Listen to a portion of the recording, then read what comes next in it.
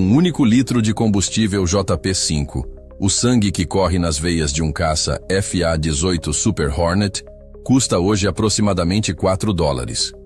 Um único porta-aviões da classe Nimitz, o coração de aço de um Carrier Strike Group americano, consome mais de 2 milhões de litros desse combustível por dia, apenas para manter suas operações aéreas em ritmo de combate. Estamos falando de 8 milhões de dólares diários, mais de 40 milhões de reais, queimados apenas para manter os anjos da morte no ar. Agora, multiplique isso pela escolta de destroyers, cruzadores e submarinos, cada um com sua sede insaciável por energia, munição e manutenção. O custo para projetar uma cidade flutuante de poder militar a milhares de quilômetros de casa ultrapassa facilmente a marca de $1 bilhão por semana. É uma cifra que o cérebro humano mal consegue processar. Uma montanha de dinheiro que poderia reconstruir uma cidade inteira. Por que uma nação gastaria essa fortuna para posicionar essa força letal a poucos quilômetros da costa de um país falido? A resposta não está na filantropia. A resposta está na engenharia da aniquilação. E o alvo dessa engenharia, o epicentro de uma guerra invisível que já começou, está prestes a sentir o impacto de cada centavo desse investimento. O que essa matemática da força tem a ver com o Brasil? Tudo, porque o colapso que essa frota irá precipitar não termina em Caracas.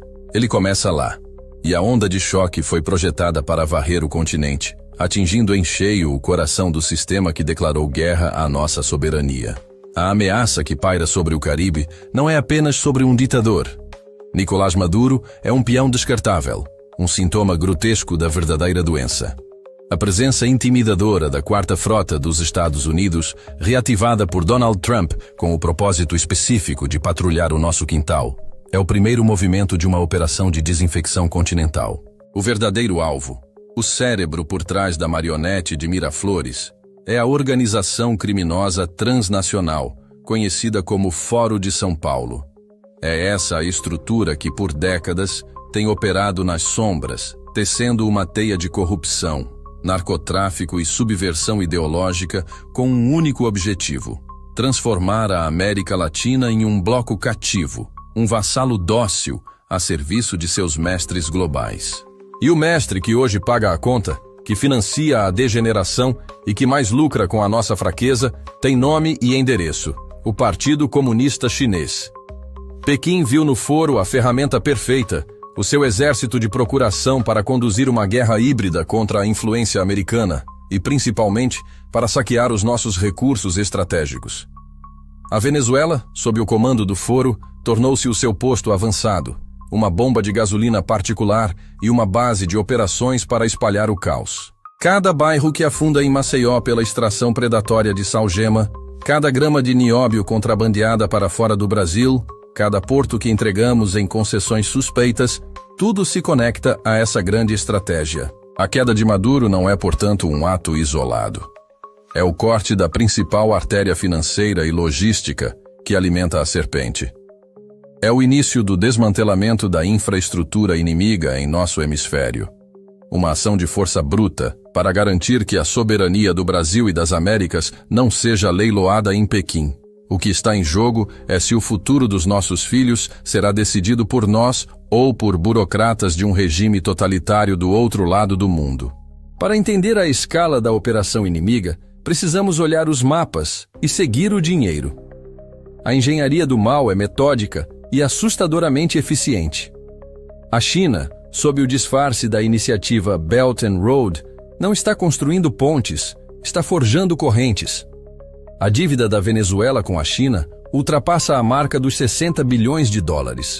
Uma dívida impagável, que não foi projetada para ser paga com dinheiro, mas com petróleo, com ouro e, acima de tudo, com submissão geopolítica. Análises de inteligência naval mostram um fluxo constante de petroleiros venezuelanos realizando transferências ship-to-ship em águas internacionais para navios chineses, uma manobra para contornar sanções e garantir que o fluxo de recursos que financia a máquina de guerra de Pequim nunca pare. Em troca, a China envia tecnologia de vigilância, equipamentos de repressão e assessores militares que ensinam a Guarda Nacional Bolivariana a esmagar seu próprio povo. Mas a matemática vai além. O Foro de São Paulo atua como o gerente regional dessa colonização.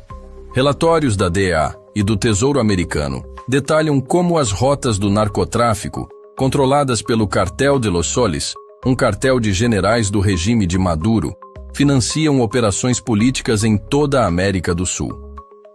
O dinheiro sujo da cocaína é lavado através de empresas de fachada e usado para financiar campanhas, movimentos sociais e black blocs que servem para desestabilizar governos não alinhados com a agenda do Fórum. É uma simbiose perfeita. O regime oferece a logística para o crime gera o caixa 2 para a política e a política entrega o país para a China. O plano para o Brasil é idêntico: controlar setores estratégicos como energia, agronegócio e mineração, usando a mesma combinação de corrupção política e pressão econômica. A aquisição de vastas extensões de terra, o controle de terminais portuários e a influência sobre a nossa matriz energética não são investimentos, são movimentos de cerco. É uma estratégia de estrangulamento lento e silencioso.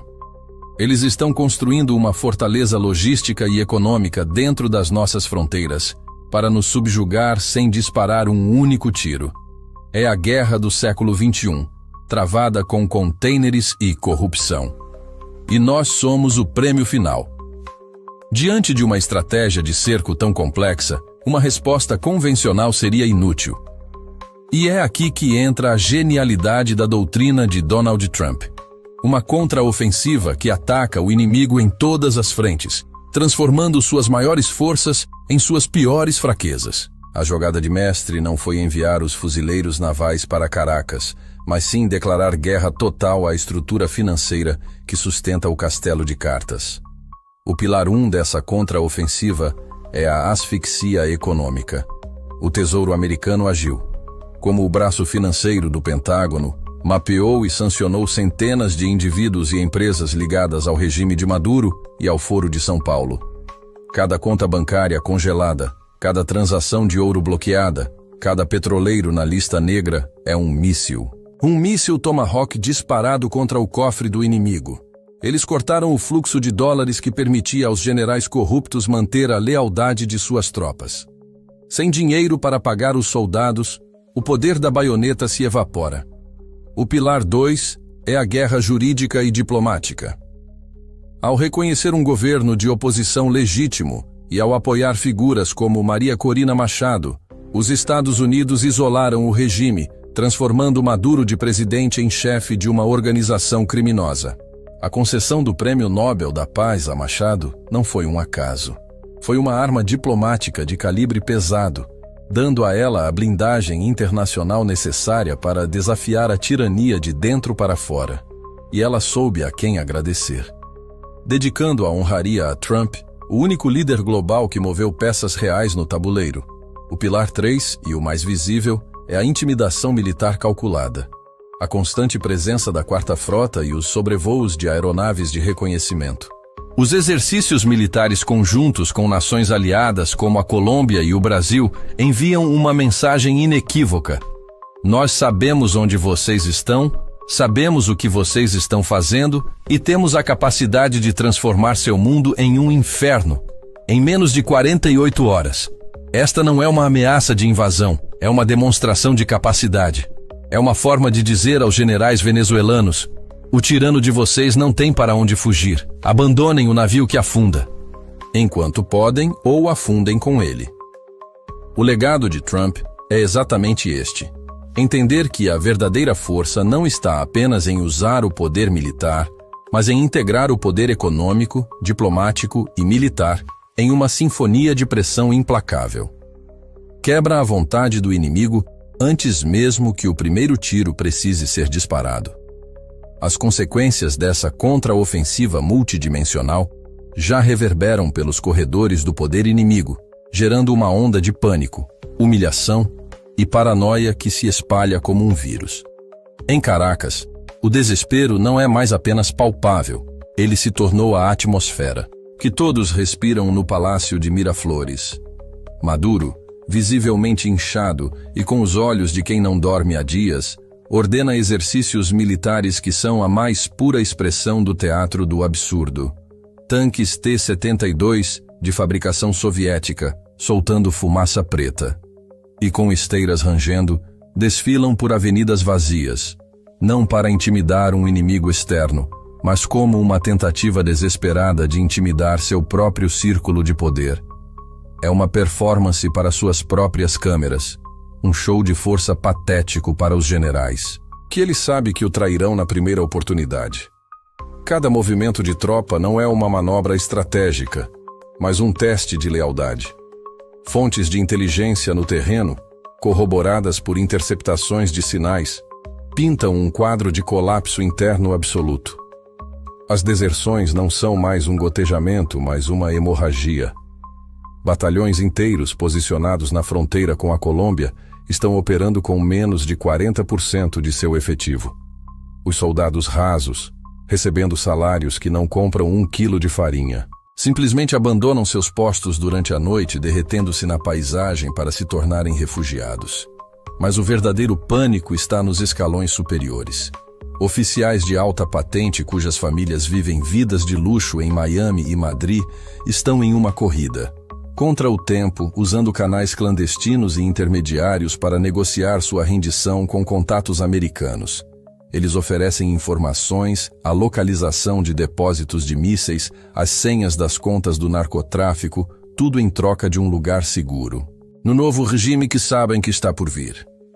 O Cartel de Los Soles, a outrora monolítica organização de generais traficantes que era a espinha dorsal financeira do regime, está em guerra civil, com as rotas de lavagem de dinheiro sancionadas. E os ativos no exterior congelados, o fluxo de caixa secou. A lealdade comprada com dólares do narcotráfico evaporou. Agora, facções rivais se matam em disputas por pistas de pouso clandestinas e pelo controlo dos poucos carregamentos que ainda saem. A humilhação de Maduro na ONU foi apenas a cerimônia pública de seu funeral político. A verdadeira decomposição de seu poder está acontecendo agora, nos quartéis e nas salas de reunião secretas, onde a única ideologia que resta é a da sobrevivência individual. Mas a onda de choque não para na fronteira venezuelana. Em Havana, o pânico tem o cheiro de diesel e o som do silêncio dos geradores desligados.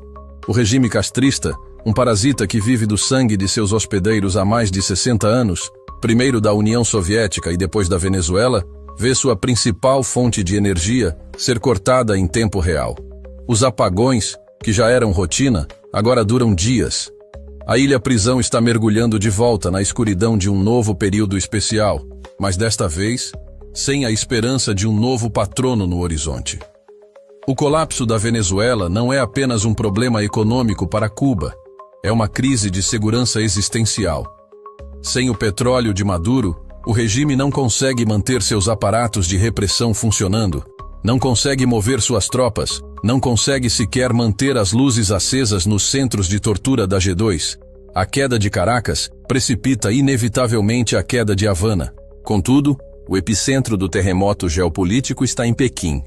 Lá, o pânico não é expresso em gritos, mas em um silêncio gélido dentro dos salões do complexo de Zhongnanhai. Para o Partido Comunista Chinês, o cenário é um desastre estratégico e financeiro de proporções catastróficas. Os mais de 60 bilhões de dólares que eles despejaram na Venezuela não foram um empréstimo, foram o pagamento adiantado pela escritura de um país. Eles compraram campos de petróleo, minas de ouro e coltan, terminais portuários e, o mais importante, uma base de operações militares e de inteligência a menos de 2.000 quilômetros da Flórida. Era para ser seu porta-aviões particular e inafundável nas Américas. Agora, assistem, impotentes, enquanto esse ativo de 60 bilhões de dólares vira pó.